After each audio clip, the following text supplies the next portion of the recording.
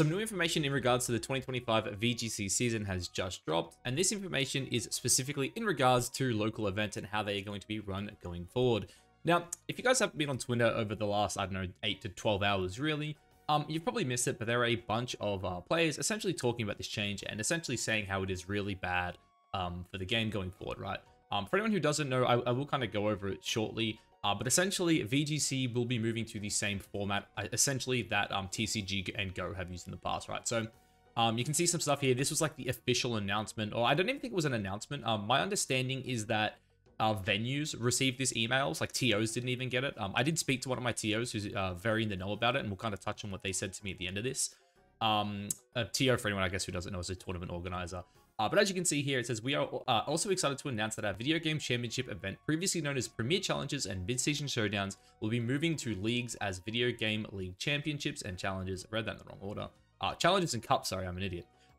As of July 1st, please keep an eye out for any additional information to be announced on Pokemon.com. Later this month, you can find documentation on how to run video game events on our rules and resource page. So a big thing here is it does look like locals may be coming back as early as July 1st, which I know different regions do at different times. I think last year in Australia, it was a bit different for us. I think we delayed it more than we needed to. It was more or less just because people wanted a break.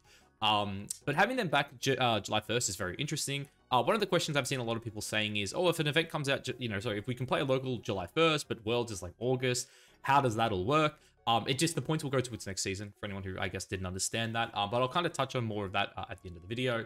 I got some more tweets I wanted to look at here. As you can see here, Jay saying, most of the professor friends already know my feelings on this, but truly disappointed by TCPi's decision to move VGC or VG to League and handling of the changes for, multitude of reasons.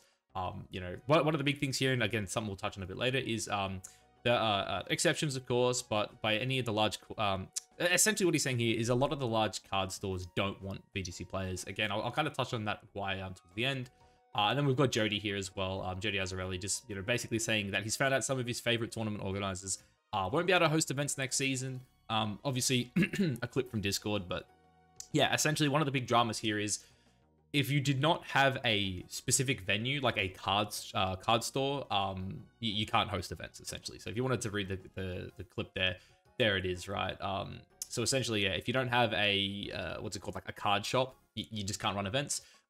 Which, yeah, it's kind of sad. Obviously, for me at least, we did have one event in Victoria this year that was held at a cafe.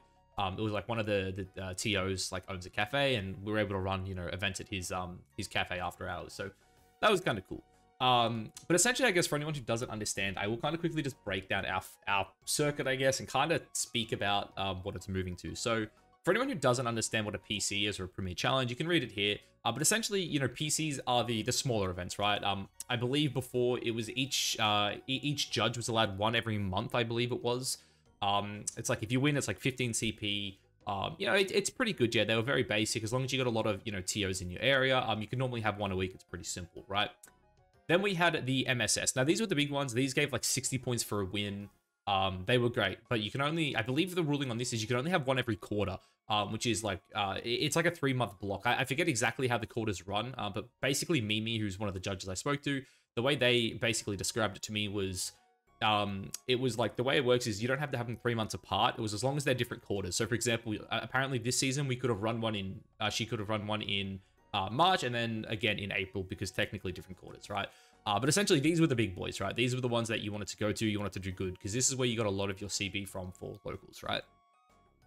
But then we're going to be moving on to the League Challenge and the Players' Cup, right?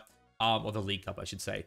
As far as I'm aware, these essentially don't change in terms of like points. A League Cup is essentially a Premier Challenge. Sorry, a League Challenge is a Premier Challenge, and a League Cup is a MSS. But the big difference here really comes down to essentially the way they're hosted, right? So with the MSS, so with the Premier Challenge and the MSS before, you could run these at any venue, right? Essentially, so as long as you had a tournament organizer, you could just run the event, right? So it was very common that some places as well there would be 2 tournament organizers that would get together, and we had it here in Victoria. And essentially, they would just host back-to-back events. So sometimes you would go in, you get there at like, 9, 10 a.m., whatever, and you would basically play until the night, right? You got to play 2 events, you had 2 cracks at it, right? Which is like really, really good. And for the MSSs, it was essentially the same thing, right? Each judge got one every quarter. If you had a lot of judges, it was fantastic. You could have, a lot of MSSs. If you didn't have many, it was, you get one of essentially every 3 months, right? So, yeah, that is basically how it ran. Now, rather than, being tied to the judges, it is now tied to venues, which, again, the way I'm kind of looking at this is if you have more venues, it's probably better. Like, if you've got more venues than judges, technically.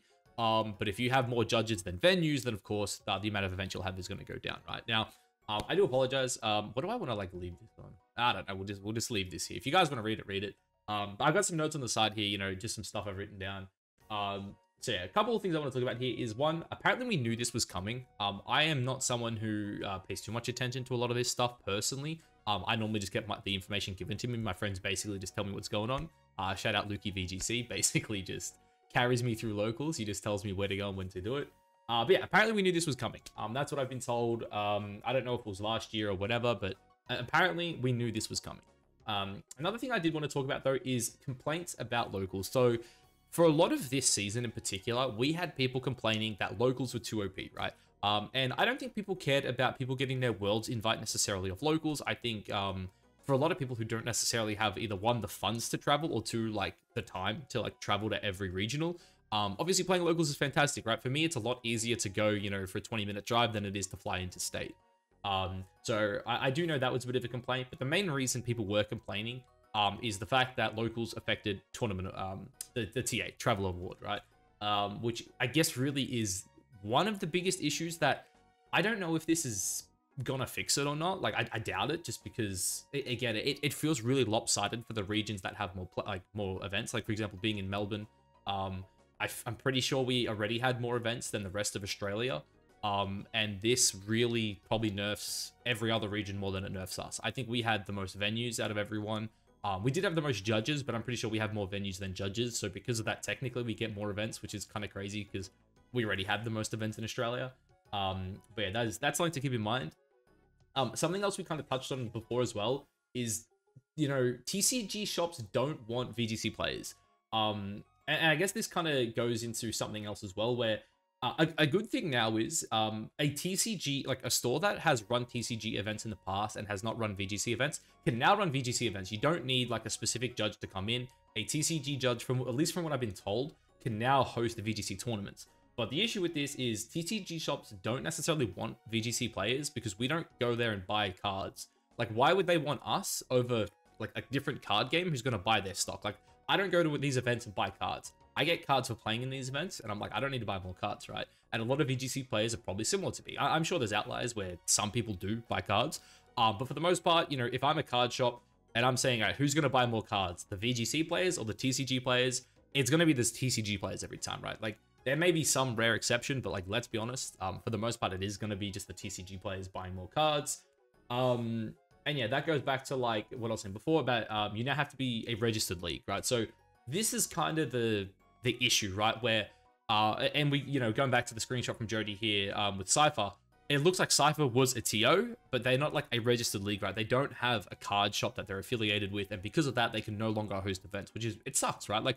Especially for some of these, local scenes that don't have many TOs, or maybe they've got one TO that carries the whole region. If they don't have a store, they're kind of screwed, right? Which is, it's not good. Let's be honest. If the smaller regions are losing their local scene, that really hurts, right? Especially for people who maybe only get to go to 2 regionals a year and they rely on those locals to get points. Yeah, that really does suck. I spoke about it before, but we can't have double events anymore. Again, I don't know how many regions had that, but I do, from my understanding, is that's a big part of, as well as why NA and EU in particular are a bit mad. Because I think because their events weren't run at stores often, or at least TCG stores, they're no longer able to double events right now. Obviously, every local scene's different. There might be some local scenes that have a lot of double events. There might be some that don't have any. Of course, if your local scene doesn't have any doubles, I guess this probably doesn't affect you. But yeah, that was one of the biggest things. Is again, for us, we used to do it on Saturdays. We had one of our local scenes. We would have 2 judges there, and it was every other Saturday we would have 2 locals, or however it worked, right? We'd have 2 locals in the same day. One thing I will say about that, though, is because of time constraints, when we did the doubles, they were always best of 1, and I hate best of 1. So that kind of means all events will hopefully now be best of 3, fingers crossed. So that is something I guess I can look forward to. Touched on it before, but yeah, any TCG league can now host the VGC events. And one other cool thing as well is they're not locked into like, oh, you can only have like one event each week. As far as I'm aware, they can host both. And they may even be able to host both simultaneously. I'm not too sure about that, but from what I was told, that's what it kind of sounds like. Like maybe one venue can have a TCG and a VGC event at the same time, which is pretty cool, right? And then what's this? Yeah, so anyone as well that has hosted a league challenge in the past or a league cup can now host VGC events. I feel like I kind of just touched on that previously, but I do think that's something we need to point out because this potentially means there'll be more events, right? Like all of a sudden, if there was a card shop that never hosted VGC events before because they didn't have a judge at that card shop, then obviously no point in hosting an event. But now a TCG, like a former TCG judge can now host, well, I don't even think it's a judge necessarily, but these venues can now host VGC events without any extra stuff, right? Like you don't have to host, because before I think you had to host a certain amount of PCs before you could, host an MSS, where because these like, TCG league, the people who run the TCG league, because they've run TCG events, they don't have to host like, 3, PCs before they can have an MSS anymore, which is, yeah, really good.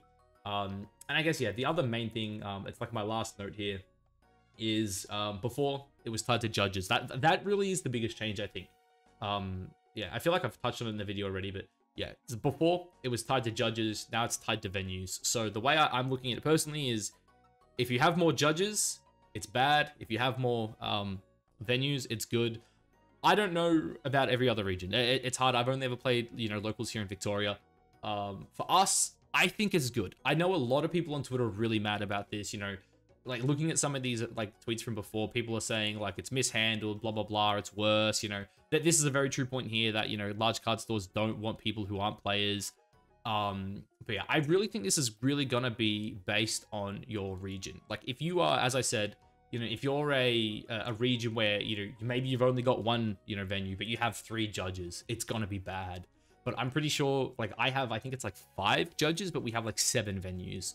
And then the other thing, of course, is going to be, how many more venues, I guess, pop up and host VGC events. That's the other, big thing here, because, maybe it's a good thing. Maybe all of a sudden we're going to start seeing a lot of TCG events hosting VGC, TCG venues hosting VGC events.